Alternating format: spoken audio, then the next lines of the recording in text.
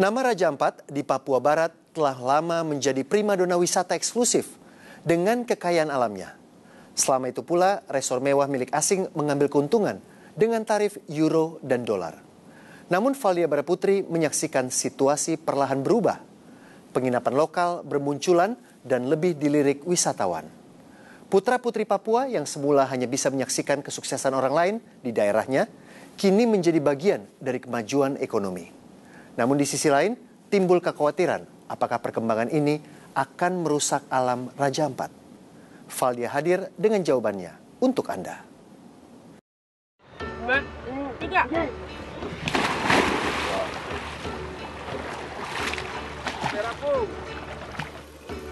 Raja Ampat, Papua Barat. Sepotong surga di timur Indonesia. Keragaman kekayaan bawah lautnya tercatat sebagai yang tertinggi di dunia.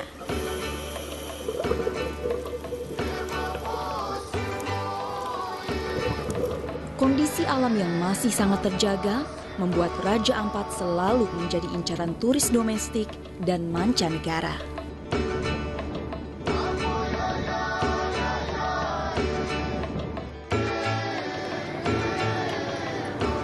Setelah menempuh 6 jam perjalanan udara dari Jakarta, saya tiba di Kota Sorong, Papua Barat.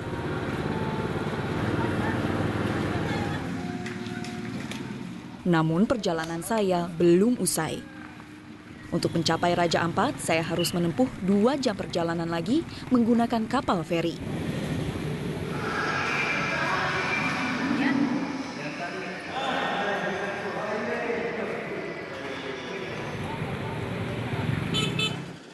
Kapal ini akan membawa saya ke pelabuhan di Waisai, ibu kota Kabupaten Raja Ampat. Popularitas Raja Ampat mulai menanjak sejak awal tahun 2000-an. Kabupaten ini terdiri dari 4 pulau utama serta ribuan pulau kecil lainnya.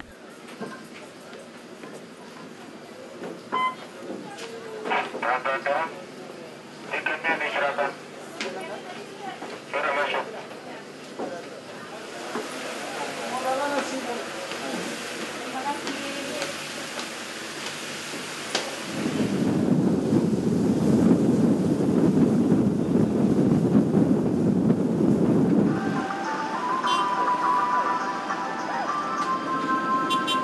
Sesampainya di Waisai, saya kembali harus melanjutkan perjalanan menggunakan perahu motor. Perjalanan kali ini memakan waktu sekitar 1 jam menuju pulau tujuan saya di Raja Ampat bernama Pulau Gam. Meski 1 hari dihabiskan dalam perjalanan, lelah tak terasa saat matahari terbenam menyambut saya.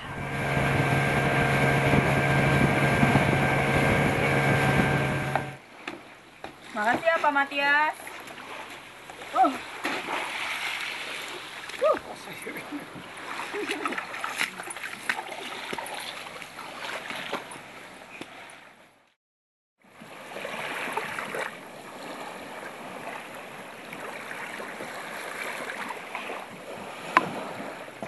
Raja Ampat dikenal sebagai lokasi wisata eksklusif. Resort-resort milik asing banyak ditemui di sini. Namun kenyamanan dan fasilitas lengkap di resort-resort tersebut harus dibayar dengan euro atau dolar. Membuat wisata ke Raja Ampat sama harganya dengan berwisata ke Eropa.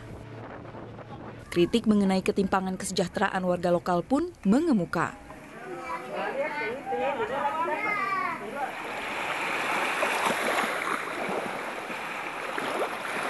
Kini situasi yang saya saksikan mulai berubah. Raja Ampat tak lagi hanya didominasi oleh resort asing. Saya menginap di homestay lokal Yande Babo, milik Matias Mayo. Ya, saya melihat mancanegara yang datang di Raja Ampat ini salah satu peluang kerja bagi saya begitu. Jadi saya punya satu keinginan yang bagus. Saya berpikir bahwa mereka datang ke Raja Ampat ini ada punya satu tujuan atau membuat satu pekerjaan bagi kami begitu. Terus saya juga tiru dalam arti melihat perkembangan itu, saya dengan motivasi sendiri mau membangun homestay. Waktu itu masih sedikit, artinya yang paling banyak itu adalah resort. Matias mendirikan homestay di tahun 2005 berawal dari satu rumah bergaya tradisional yang ia buat menggunakan bahan-bahan yang tersedia di alam. Matias mengaku modalnya hanyalah kemauan untuk hidup sejahtera sebagai warga Raja Ampat. Yang paling senang untuk VIP itu dari Indonesia. Oh, justru begitu? Iya. Yang VIP justru lebih senang dari Indonesia? Iya. Yang tradisional ini dari mancanegara? Dari mancanegara. Bapak pekerjaannya apa sebelum mendirikan homestay? Ya, pekerjaan saya dulu, saya sebagai pemancing. Mancing ikan aja, saya jual ke pasar. Terus saya jualan juga ikan ke resort-resort yang perlu ikan. Nah, terus dari situ saya melihat bahasa selaku anak putra daerah Raja Ampat ini bagaimana hidupnya saya ke depan. Nah, datangnya turis itu datang tinggal lagi sama saya, terus saya berpikir, wah ini uang sebanyak begini, kenapa dikasih ke resort yang lain? Seharusnya saya menerima uang ini, begitu. Ya. 10 tahun berlalu, kini ia telah memiliki 9 rumah yang bisa menampung sampai 40 tamu. Apa saja yang Bapak miliki fasilitasnya di sini untuk para turis? Ya, yang ada di sini aku punya kapal sendiri ada, satu buah speed. Terus aku ada punya botol diving, terus alat snorkeling, terus perumahannya, terus mungkin gensetnya, penerangan, apapun semua aku sudah siapkan. Tapi itu pun masih kurang. Oh, masih kurang. Masih bisa berkembang lagi gitu ya? Ya masih bisa lagi. Okay. Ya,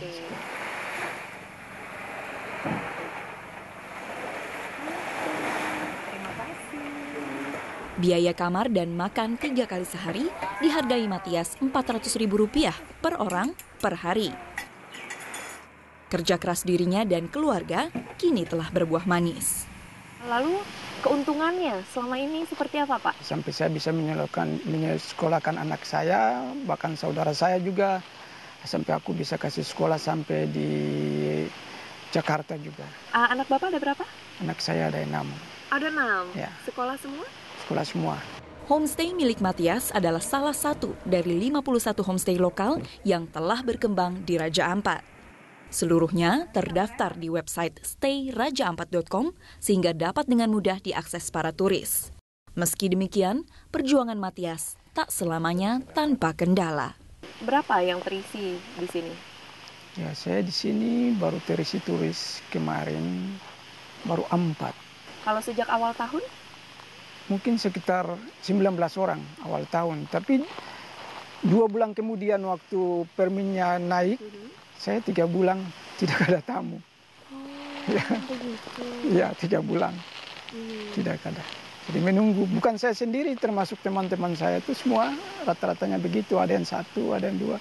Saya 3 bulan lagi menunggu. Sebelum memasuki kawasan Raja Ampat, setiap turis diwajibkan membayar biaya izin masuk.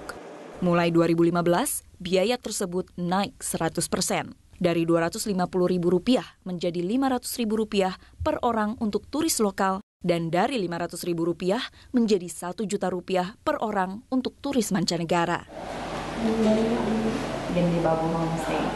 Nanti di expire pada tanggal pembelian. Mbak belinya tanggal 24 Agustus 2015, nanti di expire pada tanggal 24 Agustus 2016.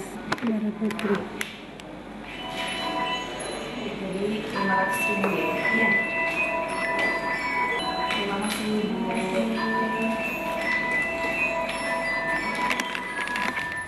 Bagi Kepala Dinas Pariwisata Raja Ampat, Yusdi Lamatenggo, hal tersebut adalah keharusan sebagai bagian dari upaya konservasi Raja Ampat. Kita tidak mau Raja Ampat menjadi mass tourism. Raja Ampat didesain bukan untuk wisata massal, ya. Kita wisata khusus yang sangat berbeda tempat lain. Kami di sini tidak mengejar kuantitas, harus banyak orang ke Raja Ampat, tetapi yang kita kejar di sini adalah bagaimana kualitasnya gitu. Bagaimana orang bisa menikmati alam Raja Ampat dengan sebaik-baiknya gitu. Kalau alamnya rusak, maka sekali lagi dampaknya banyak, terutama bagi kehidupan orang-orang Raja Ampat. Makanya dengan sistem entrance fee ini, dengan sistem yang dibangun oleh teman-teman BLUD, kita berharap kita makin baik mengelola kawasan. Sementara, bagi para tour guide seperti Hein Paparang, kenaikan harga izin masuk menimbulkan banyak pertanyaan, baik dari dirinya maupun dari para turis. Bagi saya, Untuk saat ini tidak masalah kalau PIN-nya itu 500 dengan 1 juta. Tapi kami ingin memperjelas kejelasannya itu PIN-nya itu lari kemana, uang dari PIN itu lari kemana, lari untuk masyarakat ataukah untuk organisasi yang lain begitu.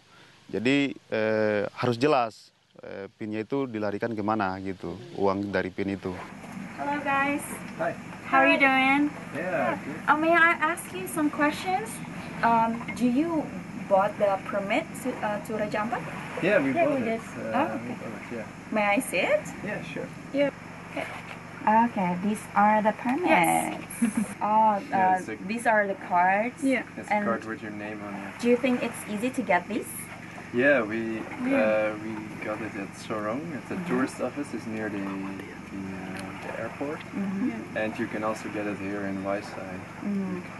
You don't have any objections? Of the price. Now we first thought, wow, it's a lot. But when we were here, it was totally worth it. Totally. Yeah, it's really totally worth it. Yeah. Okay. To protect this area, you're putting money, and it's really nice that we as tourists can contribute to protecting this area. Kepala Badan Layanan Umum Daerah Raja Ampat, Adrianus Yusuf Kaiba, menjelaskan dana izin masuk tersebut digunakan untuk membiayai upaya konservasi dan pembangunan Kabupaten Raja Ampat. Namanya juga masyarakat ya, mereka menginginkan hal yang nyata begitu. Misalnya pembangunan tangga di Piainemo dari dana ini atau infrastruktur lainnya dari dana itu. Nah, mereka tuh menginginkan yang seperti itu. Apakah sudah terlaksana? Jadi kembali kepada kita pemerintah daerah sebenarnya.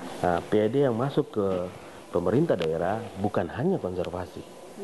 Ada banyak retribusi yang bisa masuk ke PAD, bukan hanya konservasi. Mungkin konservasi hanya sekian persen, atau wisata nih hanya sekian persen daripada PAD yang lainnya.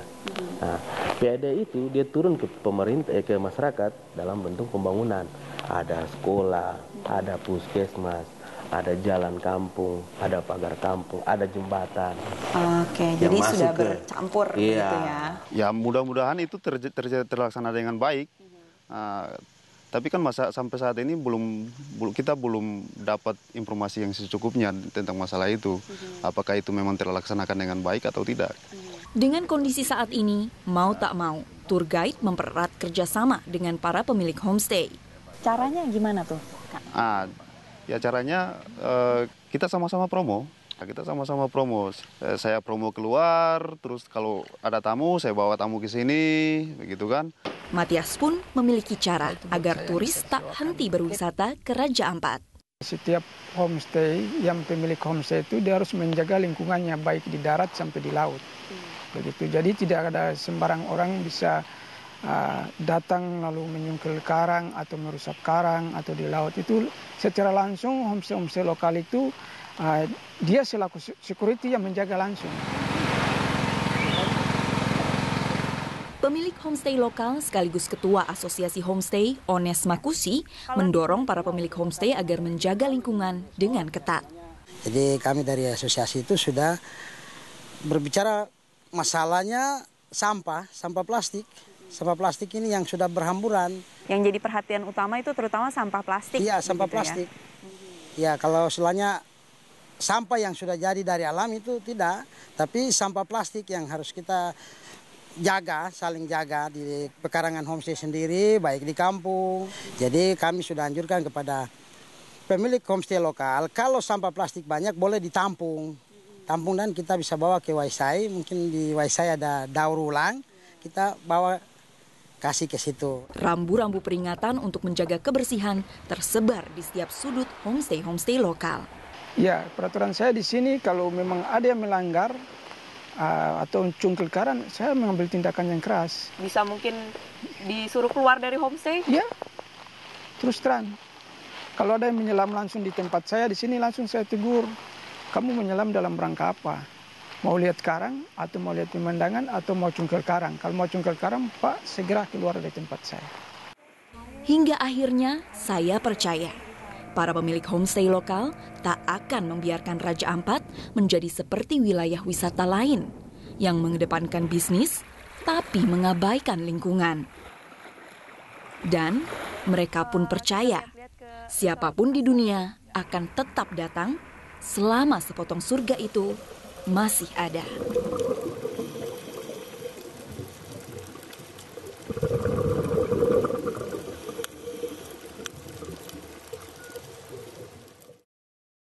Usai sudah 360, kita jumpa lagi pekan depan di jam yang sama. Saya Putra Nababan, terima kasih. Sampai jumpa.